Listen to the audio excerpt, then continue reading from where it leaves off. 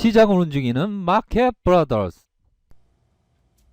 네, 미증시 상황을 보도록 하겠습니다. 다우지수 마이너스 1.42%로 하락했고요. 나스닥을 보면 마이너스 1.52%로 하락세가 나타났습니다. 미증시의 하락세, 트럼프가 다시 멕시코 관세에 대한 얘기가 나오면서 멕시코 관세 쇼크가 미증시의 하락의 요인이 되었다라고 말씀드릴 수 있겠고요. 어느 정도는 뭐 심리적인 이러한 저항선 라인이 뭐 지지 라인이 깨지는 그러한 상황이라고 말씀드릴 수 있겠습니다. 미중 무역 전쟁도 조금 확전으로 가는 그러한 모습이라고 설명드릴 수 있겠고요. 중국 정부가 외국 기업에 대해서 블랙리스트를 작성을 하면서 불이익을 주는 방안을 추진하고 있다. 라는 얘기가 돌면서 굉장히 미 증시가 조금은 어려운 모습을 나타났다라고 말씀드릴 수 있을 것 같습니다. 그래서 뭐 굉장히 뭐 어려운 뭐 어렵다라는 얘기들만 나오는 현재 상황이고요. 코스피에 대해서 조금은 영향이 있는 부분은 뭐 어쩔 수 없는 그런 상황은 분명히 있는 것 같습니다. 하지만 오히려 더 저는 뭐 트럼프가 박앤세일맨이라고 생각을 합니다. 박앤세일맨 바로 국내 증시를 굉장히 박앤세일하게 현재 만들어주고 있다. 트레이더가 아닌 투자자라면 올바른 마음으로 투자를 하시는 분은 올바른 마음으로 투자를 멀리 보면서 투자하는 분은 오히려 더 뭐 공포와 두려움을 전혀 느낄 필요는 없다라는 점을 말씀드리겠고요. 오히려 더 이러한 기사에 대해서 투자자라면 생각해야 되는 해석하는 부분이 다릅니다. 6월 국내 증시에 내려진 엄령 리스크 주의보라는 타이틀의 이러한 기사가 있는데요. 이러한 기사를 읽을 때 투자자는 6월 국내 증시에 내려진 엄령 리스크 주의보로 인해서 국내 증시가 박앤세일했기 때문에 내려올수록 더 싸게 사고 싶다라는 생각을 하게 됩니다. 투자자란 그러한 생각을 기사에서 생각을 하고요. 또한 미중 분쟁 격화 속 중국 증시 하반기 향방은 세 가지 변수에서 중국 증시가 다시 뭐 하락세가 나오면 국내 증시 또한 박앤세일이라서 내려올 때마다 더 산다라는 생각을 투자자는 할 것으로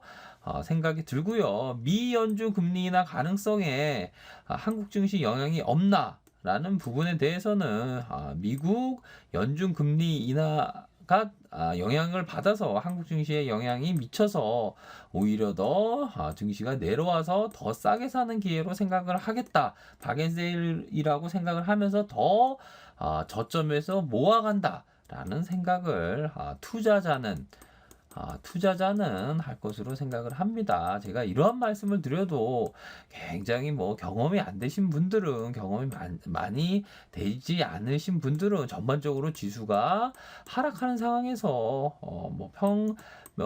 평균 어떤 계좌에 대한 부분이 마이너스가 날 수밖에 없죠. 그러한 상황에서 그 평가 손실의 확정이 아니다. 오히려 더 손실이 아니고 오히려 더 팔 때 만약에 증시가 공포가 뭐 현재와 같은 포성이 울릴 때 공포와 함께 매도를 하면 그것은 바로 비싸게 파는 것이 아니라 싸게 팔게 되는 경우가 될 수밖에 없죠. 그 이유는 바로 전반적으로 지수가 하락하는 상황에서 너무나도 싸게 사는 공포에 팔게 된다면 굉장히 싸게 팔게 되어서 뭐 잘못된 투자를 하는 경우가 너무나도 많습니다. 정말 주식에 대해서 경험이 안 되신 분들은 막 머리가 막 혼란스러울 겁니다. 하지만 그렇지가 않습니다. 이러할 때일수록 용기를 내야 한다. 라는 부분으로 말씀드리고 싶습니다. 존 템플터 경이 했던 말을 생각해 보도록 하겠습니다. 존 템플터 경은 경이라는 칭호는 뭐 아무나 붙여주는 것이 아닌데요.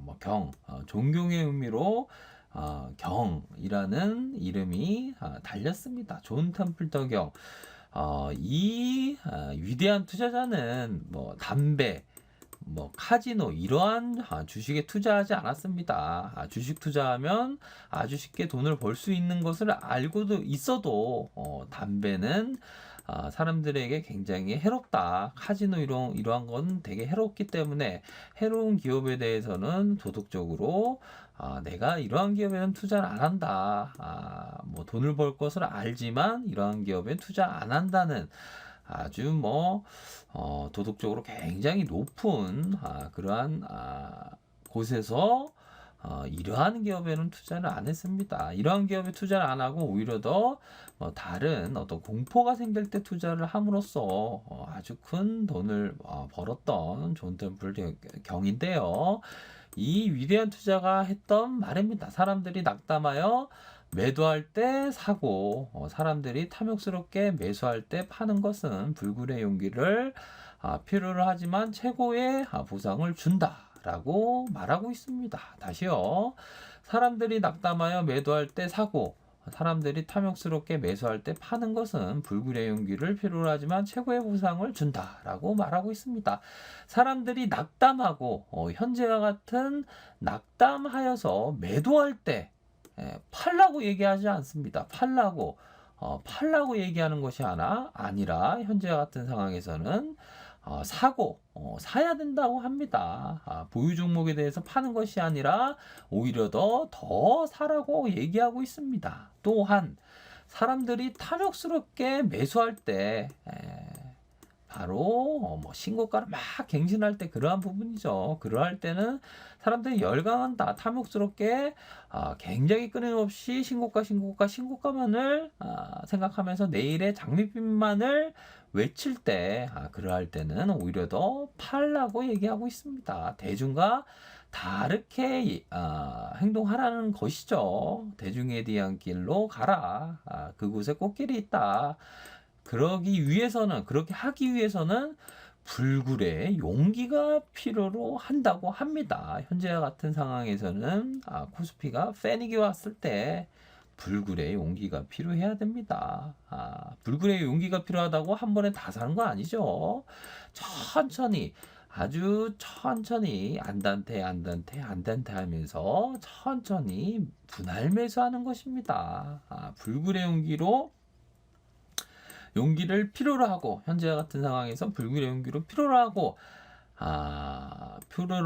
그 불굴의 용기를 제대로만 행사를 한다면 최고의 보상을 준다고 했습니다. 최고의 보상이라는 것은 최고의 수익률로 직결될 수 있는 그러한 뜻하는 바가 될 수가 있겠죠. 최고의 보상이 준다라고 이 위대한 투자자는 얘기하고 있습니다.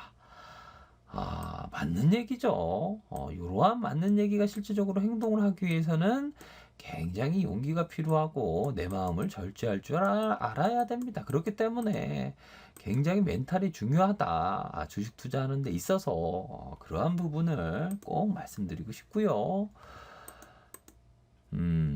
고레카와 길조 이 위대한 투자자도 일본의 납세 1등이 되었던 아주 뒤늦게 주식 투자를 해서 60대부터 돈을 벌기 시작해서 최고의 갑부가 되었습니다. 이 분이 도서관 동안 2년 동안 도서관에서 아침부터 일찍 나가서 공부해서 결국에는 주식에 대한 이치를 깨닫고 넉마주를 투자를 해서 아주 큰 시멘트 그런 업종에 투자를 해서 아주 큰 돈을 벌었던 사람입니다. 이 위대한 고레카와 길조도 말을 했습니다. 만인이 가는 길을 역행하는 거야말로 올바른 것이며 그리고 그것이 성공의 길이다라고 얘기하고 있는데요. 현재가 마치 만인이 탐욕을 느끼고 있습니까? 그건 아니죠.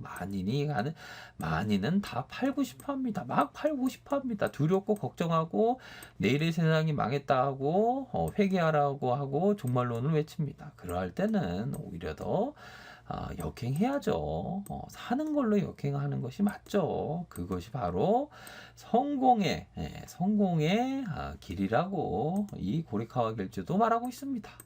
앙드레 코스토라니도 마찬가지입니다. 최고의 투자 수익은 멀리 보면서 투자하는 데 있다라고 말을 했습니다. 포송이 울리면 사고, 승리의 나팔이 울릴 때 팔아라고 얘기하고 있습니다. 만약 현재와 같은 코스피의 상황이 승리의 나팔을 울릴 때입니까? 그 승리의 나팔이 울려서 팔아야 하는 시점입니까? 전혀 아니죠. 오히려 더 포송이 울리고 있습니다. 전쟁의 상황처럼 막 포가 막 쏘아 울리고 있습니다. 끊임없이 악재를 만들어서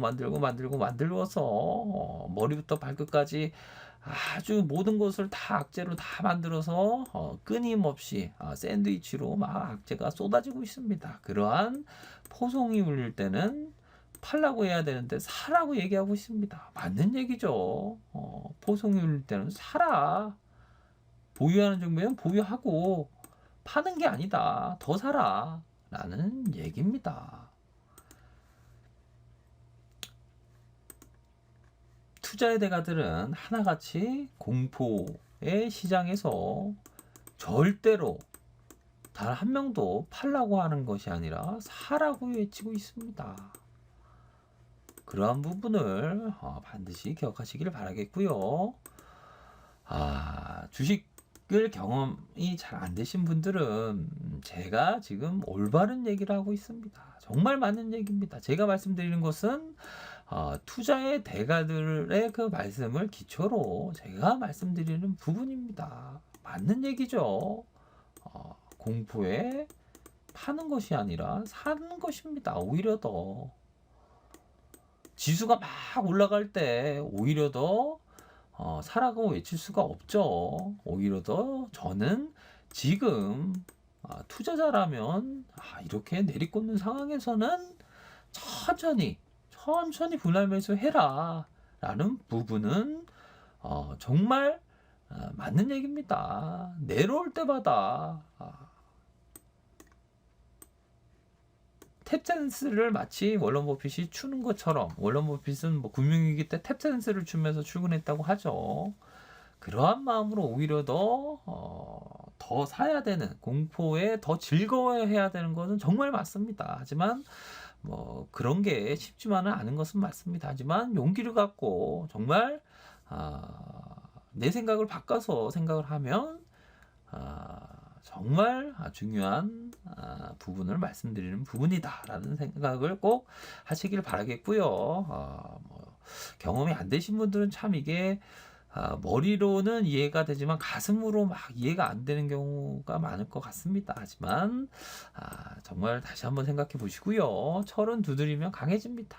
그렇기 때문에 이 마인드도 마찬가지입니다. 이러한 하락장을 경험을 하고 또 경험을 하면 더욱더 강해질 수가 있습니다. 철이 두드리면 강해지는 것처럼 하락장도 매번 계속 많이 맞으면 더 강해집니다. 오히려 더 의연해진다고 해야죠. 별 문제 아닌데 라는 생각을 하게 됩니다. 너무 걱정할 일은 전혀 없다라는 점을 말씀드리겠고요. 한국 증시, 코스피, 코스닥 전혀 걱정할 일이 없다. 변덕, 미스터마켓의 그 변덕이 조울증 환자인데 우울증을 보일 때 오히려 더 땡큐 해야 되는 부분은 분명히 있다. 공자님이 말씀하신 내용입니다. 너무나도 이러한 어렵지는 솔직히 않습니다. 오히려 더 너무 막 바게세일이긴 한데요. 조금은 정제된 표현으로 대다수가 좀 어려워하고 있죠. 그러한 상황에서 오히려 더 힘이 날 수 있는 지초와 난초는 깊은 숲에서 자라니 사람이 없어도 꽃을 피우며 군자는 덕을 닦아도 돌을 세우니 공공하다고 절개를 바꾸지 않는다. 여기서 바로 공공하다고, 우리 시장이 공공하다고 평소에 가졌던 투자 철학을 바꾸면 안 됩니다. 그 절개, 투자 철학의 그 절개를 절대 공공하다고 바뀌지 않아야 되겠죠. 말을 잘하는 사람은 있습니다. 끊임없이 시장에서 말을 잘하는 사람이 많죠. 하지만 행동하는 사람은 많지가 않습니다. 그렇기 때문에 주식시장에서 3%가 살아남는 것 같아요. 3%라고 하면 거의 뭐 7만 5천 명? 뭐 그 정도 되는 숫자인 것 같아요. 개인 투자자가 7만 5천 명이 3%가 그 나머지 97%의 돈을 가져갑니다. 그 이유는 3%의 그 소신 있고 신념 있고 인내 있는 사람이 97%의 인내 없는 사람의 그 돈을 자연스럽게 흘러가게 되는 얻을 수 있는 구조가 바로 주식시장이다. 그렇기 때문에 그 투자 철학, 올바른 투자 철학에 대한 절개를 바꾸지 않아야 됩니다. 마음을 가졌으면 그 신념을 바꾸지 않아야 됩니다.